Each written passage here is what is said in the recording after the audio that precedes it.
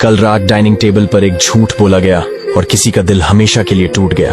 एक पिता ने बस इतना कहा था, खाने के साथ थोड़ा दही मिल जाता क्या। बहू ने बिना देखे जवाब दिया, घर में दही नहीं है पापा जी। उन्होंने कुछ नहीं कहा, थाली में जो था खा लिया और चुपचाप ऑफिस चले गए। लेकिन जब शाम को बेटा और बहू खाना खाने बैठे, थाली में दही था। बेटे ने कुछ नहीं कहा, पर उस एक कटोरी ने उसे पूरी जिंदगी का आईना दिखा दिया। ये कहानी वहीं से शुरू होती है जब पिता की उम्र 55 साल थी। पत्नी के देहांत के बाद लोगों ने कहा, अभी उम्र है, दूसरी शादी कर लो। उन्होंने सिर झुकाकर कहा, जो साथ निभाकर गई उसकी निशानी मेरा बेटा है, बस वही काफी है। उन्होंने बेटे को पढ़ाया, काम सिखाया और एक दिन पूरा कारोबार सौंप दिया। जब बेटे की शादी हुई तो घर की चाबी बहू को दे दी। बेटी, अब ये घर तेरा है।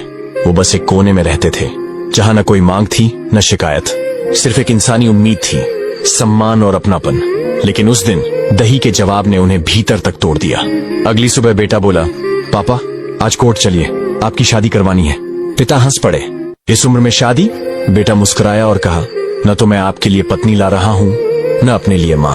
मैं बस वो व्यवस्था ला रहा हूँ जिसमें आपको कभी दही मांगने पर ना सुननी पड़े।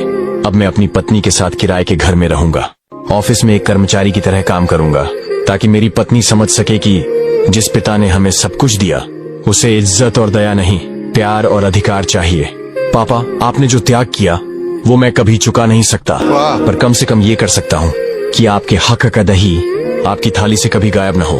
पैसा तो बहुत मिल जाएगा, पर वो इज्जत जो पिता की थाली से दही हटा देती है कभी वापस नहीं आती।